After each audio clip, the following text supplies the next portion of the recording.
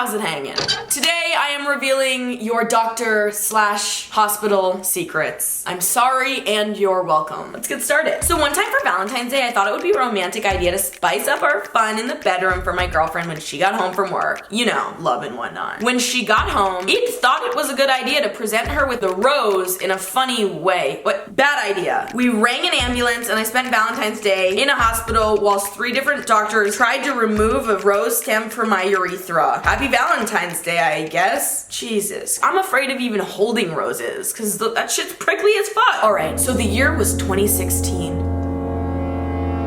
I was 13. Christmas Day was one sleep away. I love when you guys are like professional writers telling me your deepest, darkest secrets. There's no presents under the tree because I know you would open them in the middle of the night, so I hid them. I don't try looking for them because you won't find them, my mother said, scolding me. LOL. Ma'am. Yeah, right, I thought. I nodded. Good night, mama, I said. The time is 11 p.m. My parents are fast asleep. Does this little pussy ass bitch think she can hide me presents from me? Does this little pussy ass bitch think she can hide me presents from me? I think the fuck not. I whispered and started looking around the house. I hope she bought you a therapy package because it sounds like you needed it. I didn't even want the presents as much as I wanted to prove to my mom I am the superior being in this household. I started tiptoeing around the house. I'm not surprised she didn't catch me. Fucking idiot. But I guess she sleeps like the dead. I looked under the couch. Nothing. In the kitchen drawers. No. Even behind the cat's litter box. Nothing but pee stains. Finally, I had the genius idea of looking in the bathroom cabinets that hang right above the toilet. So being my 5'5" self, I stood on the toilet and started looking. Crash! I slipped and fell into the toilet after sneezing a little too hard. I fell inside the water. 1 foot inside the actual toilet and 1 on the ground. I feel like that's a good lyric for a song. 1 foot on the toilet, the other foot on the ground. 1 foot's got freedom, the other one's being drowned.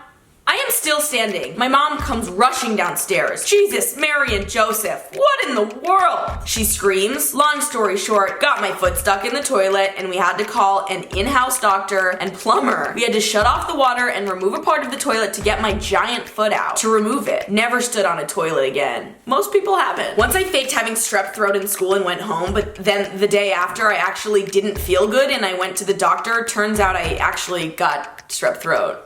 And that's what we call manifestation. If you believe it, if you see it, and if you envision it, it will come to you. That's a really beautiful story. Thank you for sharing. This girl I know went to some club in Mexico. Is perchance the girl you started making out with this guy and eventually went home with him. When they got there, he insisted that she let him put lotion on her. She planned on staying the night, but got a call from the girl she was staying with, saying she had locked herself out of the room and she needed her to come back. The guy really didn't want her to leave, but eventually agreed. She was planning on going back to the guy's house the next night, but her skin broke out in hives and she had to go to the hospital. When she went to the hospital, the doctors told her she had an allergic reaction to the lotion because it was actually meat tenderizer. The guy was planning to eat her. The FBI ended up getting involved and he turned out to be a cannibal.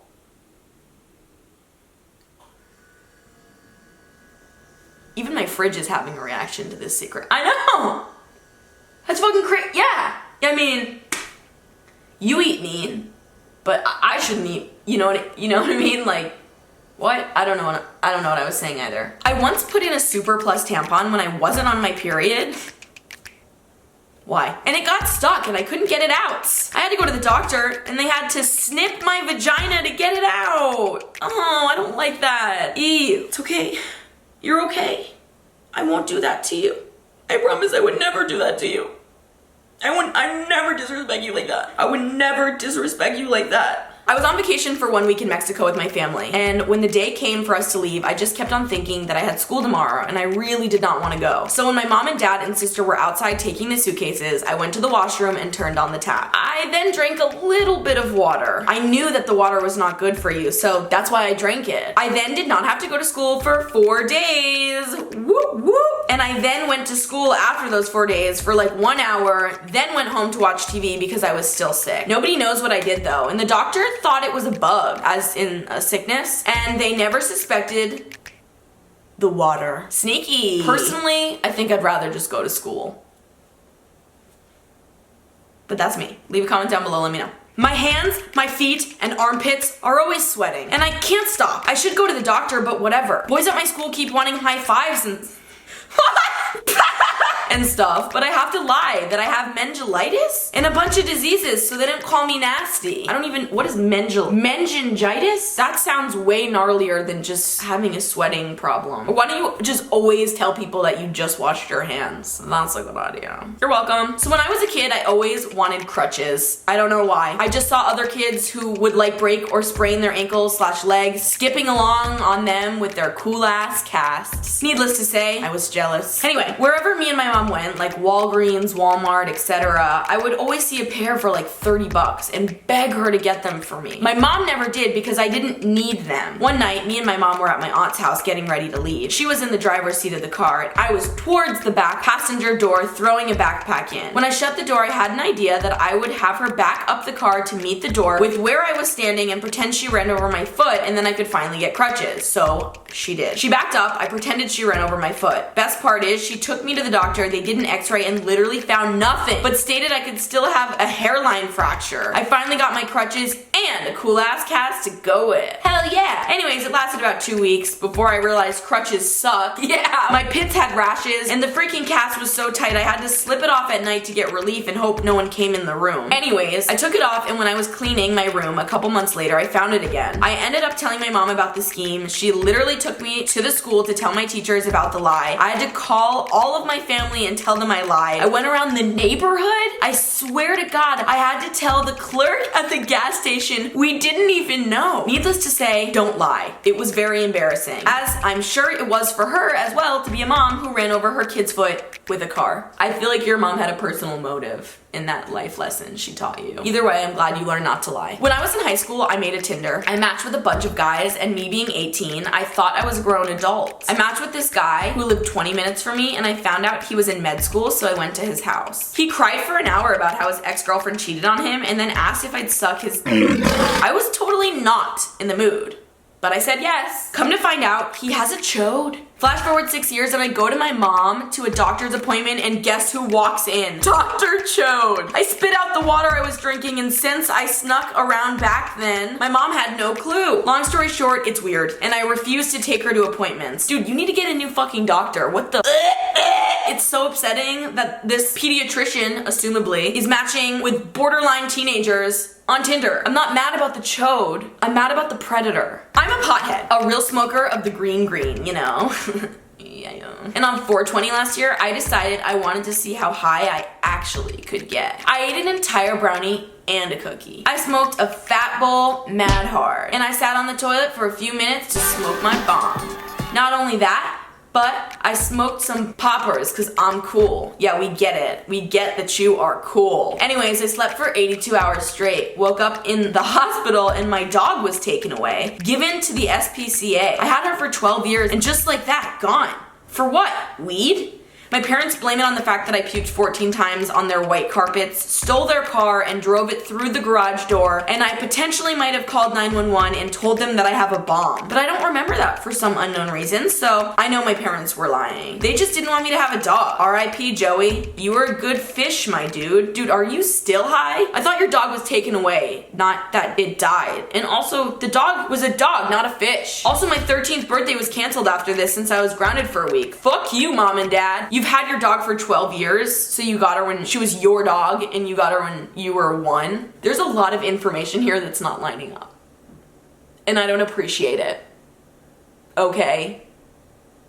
Detention. I got chased and eventually hit by a cow when I was drunk. It had dislocated my shoulder, and as I was too embarrassed to go to the hospital and have it relocated, I smacked it as hard as I could into a street post, and now I have a tapped nerve in the shoulder which the doctors can't explain. What?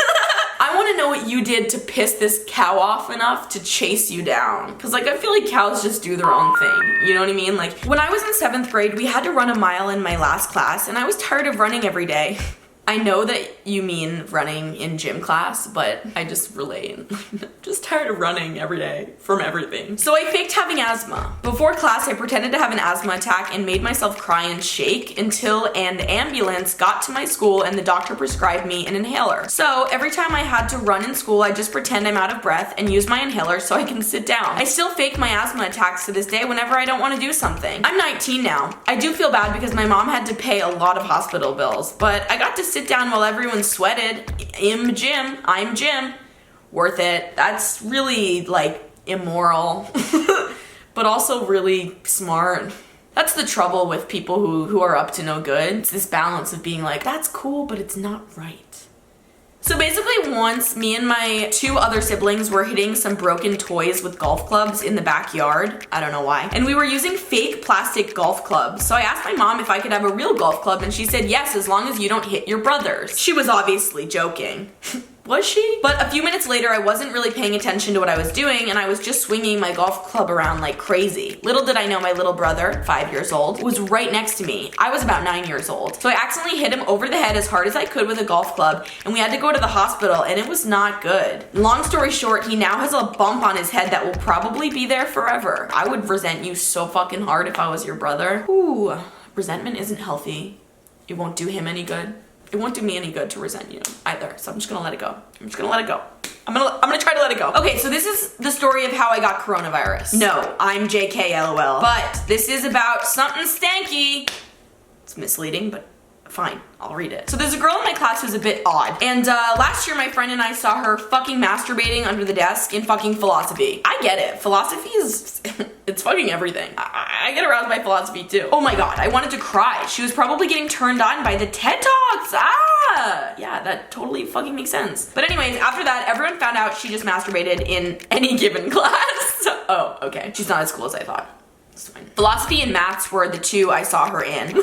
This girl's getting turned on by Pythagorean's theorem, LMFAO. But then the worst happened. I was sitting next to her in maths and she said, "Can I use your Tipp-Ex?" What's a Tipp-Ex? Right after she fucking masturbated. But of course I couldn't say ew no, so I was like, yeah, sure. And I gave her my precious Tipp-Ex. What the fuck is a Tipp-Ex? Google? Google? Oh, okay. So it's like white out. Got it. And she used like the entire bottle. Like, oh my god, girl, what are you using it for? Turning your book into Flashback Mary or something? Look at you. You got a little jokester here. Anyway, she gave it back and I just did not know what to do with it. So I just threw it into the bin and she gave me the weirdest look. P.S. I did not grab that Tipp-Ex with my hands. I just used a pencil and pushed it into the bin. But yeah, that happened. She probably wanted the whiteout to remove her sins. I don't know. I don't wash my hands after I go to the bathroom. I'm actually going to get the coronavirus. An idea for you is washing your hands now. Thank you guys for watching this video. I hope you enjoyed it. If you did, make sure you give it a thumbs up, leave a comment down below, and subscribe. I upload videos almost every Thursday. Oh, also, before I see you next, I'm just going to prescribe to you all of my videos.